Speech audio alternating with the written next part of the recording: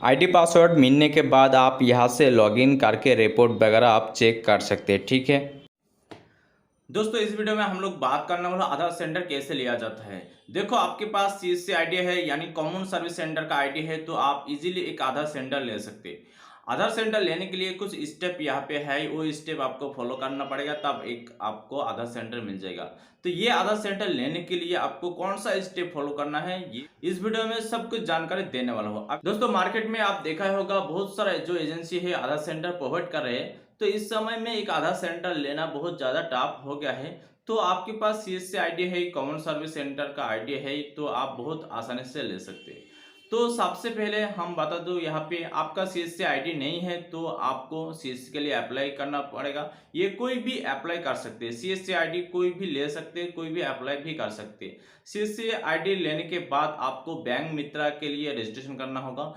CSC द्वारा provide क्या है, वो बैंक सीएसपी, आपके पास बैंक सीएसपी होना चाहिए जो सीएससी द्वारा प्रोवाइड किया है। तो फर्स्ट आपको सीएससी के लिए अप्लाई करना पड़ेगा। जब सीएससी आईडी आपका अप्रूवल हो जाएगा उसके बाद आपको बैंक मित्र यानी सीएसपी, किसी भी बैंक का सीएसपी के लिए अप्लाई कर सकते हैं सीएससी आईडी थ्रू। ठीक है, तो ये दोनों आपका हो गया है, एक सीएससी दूसरा बैंक मित्रा। ये दोनों मिलने के बाद आप सीएससी से जो आधार सेंटर मिल रहे हैं उसके लिए आप अप्लाई कर सकते हैं।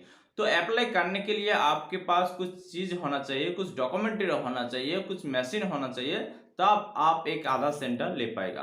तो सबसे पहले आधार एग्जाम सर्टिफिकेट आपके पास होना चाहिए जो NICT प्रोवाइड करता है।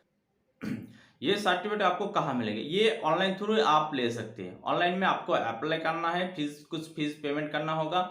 उसके बाद आपका एग्जाम का डेट आएगा, एडमिट आएगा, उस डेट में आपको जाना है, जहाँ पे आपका सेंटर मिला है उस जगह में जाके आपको एग्जाम दे देना है और तुरंत आपका जो सर्टिफिकेट है वो मिल जाएगा। तो इसमें भी पास होना चाहिए और इसमें भी दोनों सर्टिफिकेट मिलता है, एक है सुपरवाइजर सर्टिफिकेट और एक ऑपरेटर सर्टिफिकेट। तो दोनों में से आपके पास कोई भी है तो आपका काम हो जाएगा, दोनों में से कोई भी है तो ठीक है। आप फेल हो गया है तो फिर से आपको एग्जाम देना पड़ेगा, फेल नहीं होना चाहिए, पास होना चाहिए। ठीक है, तो ये हो गया है आपका ऑपरेटर सुपरवाइजर सर्टिफिकेट, ये आपके पास होना चाहिए आधार एग्जाम पास। ठीक है, उसके बाद आपका तो सारे डॉक्यूमेंट तो रहेगा ही। हाँ, आप एक साइबर कैफ में काम करें तो आपके पास सब डॉक्यूमेंट होगा शायद। ठीक है, उसके बाद आता है यहाँ पे आपको क्या करना पड़ेगा, अप्लाई करना पड़ेगा।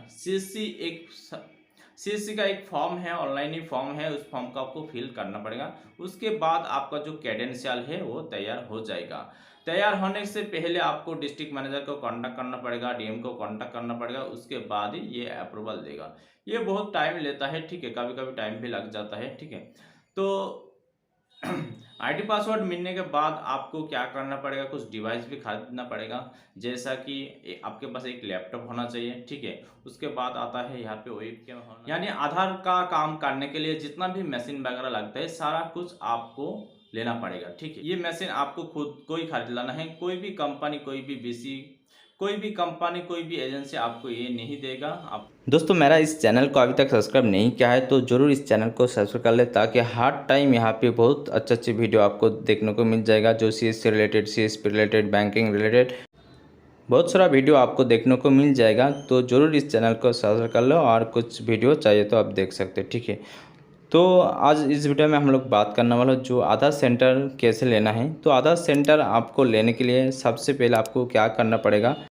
ये आधार सेंटर सिर्फ सीएससी थ्रू ही आपको मिलेगा। तो सीएससी के साथ लेने के लिए आपको सबसे पहले गूगल में आ जाना है, यहाँ पे सीएससी UCL आधार ऐसा लिख के आपको सर्च कर लेना है। ठीक है, तो फर्स्ट जो ऑप्शन आया है इसमें आपको लॉगिन करके साइन अप करना है। नीचे जो ऑप्शन आया है देखो सीएससी, इसमें आपको क्लिक करना है। क्लिक करने के बाद यहाँ से आप सब कुछ रिपोर्ट वगैरह चेक कर सकते हैं। यहाँ से आप लॉगिन करके आपका कितना आधार कार्ड हुआ है, कितना जनरेट हुआ है, कितना रिजेक्ट हुआ है, सब कुछ यहाँ पे आपको देखने को मिल जाएगा। ठीक है, तो फिर से आपको बैक आना है आधार UCL के रजिस्ट्रेशन करने के लिए, आपको फिर से बैक आना है। यहाँ से बैक आने के बाद जो फर्स्ट ऑप्शन दिख रहा है UCL रजिस्ट्रेशन, इसमें आपको आना है।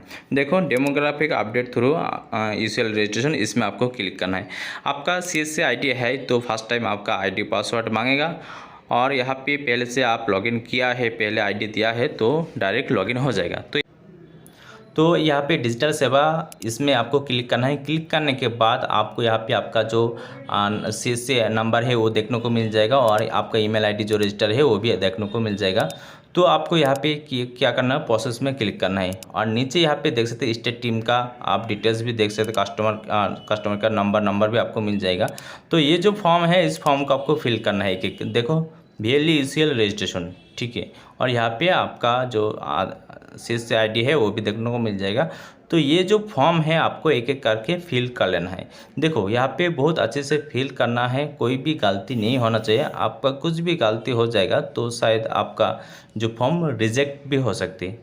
तो रिजेक्ट नहीं होना चाहिए, अच्छे से आप फिल करो, धीरे सुस्ते आराम से फिल करो, कोई भी प्रॉब्लम नहीं होना चाहिए, ठीक है।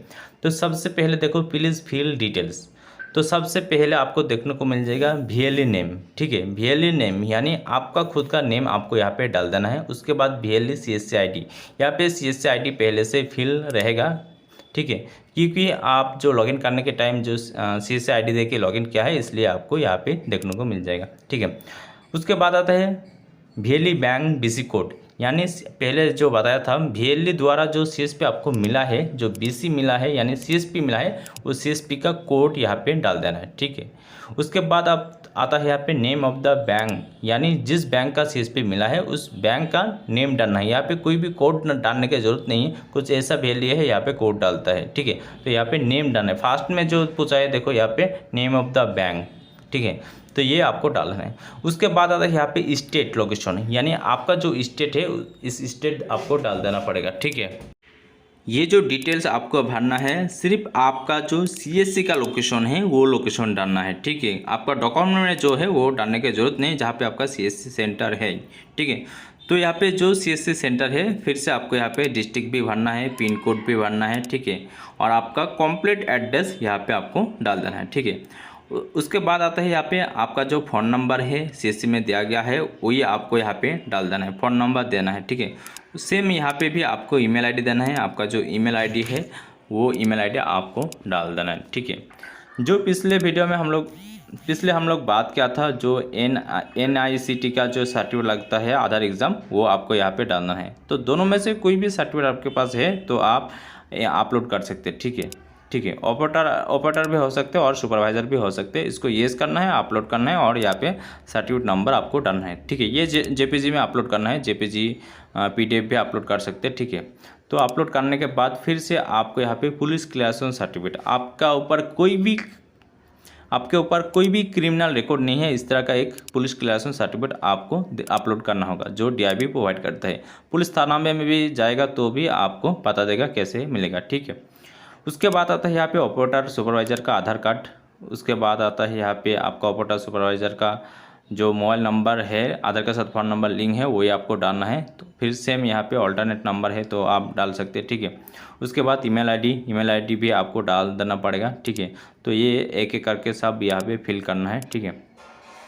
उसके बाद आता है यहाँ पे लैपटॉप। आपके पास एक लैपटॉप होना चाहिए जो आधार UCL सपोर्ट करने वाला, आधार सॉफ्टवेयर चलने वाला, ऐसा एक लैपटॉप लेना है। लैपटॉप का कौन सा लैपटॉप लेना है उसके ऊपर भी वीडियो है, या आप जाके भी देख सकते हैं, ठीक है। उसके बाद आता है यहाँ पे एक प्रिंटर होना चाहिए आपके पास, ठीक है। और स्कैनर डिवाइस होना चाहिए और आईरिस डिवाइस होना चाहिए, ठीक है। तो ये भी आपके पास होना चाहिए। और यहाँ पे डिस्प्ले मॉनिटर ये भी होना चाहिए, जीपीआरएस तो होना ही चाहिए आपको, ठीक है। तो ये आपको लेना पड़ेगा। उसके बाद एक आधार सेंटर ले सकते हैं, ठीक है। तो ये जितना भी यहाँ पे ऑप्शन पूछा गया है सबको येस करना है और जो भी प्रूफ है आपको अपलोड करना है, ठीक है। देखो आपका CCTV कैमरा है तो येस करके आप फ़ोटो भी लगा सकते हैं, ठीक है। नहीं है तो नो कर सकते, ठीक है। और टोकन सिस्टम मशीन भी आप चाहे तो यहाँ पे लगा सकते हो। उसके बाद व्हील चेयर, ठीक है, व्हील चेयर आपके पास है तो आप व्हील चेयर भी आप अपलोड करा सकते हैं यहाँ पे, ठीक है। कुछ हैंडीकैप लोग वगैरह जो आता है ना उसके लिए जो ये व्हील चेयर व्यवहार होता है तो ये चेयर आपके पास होना चाहिए।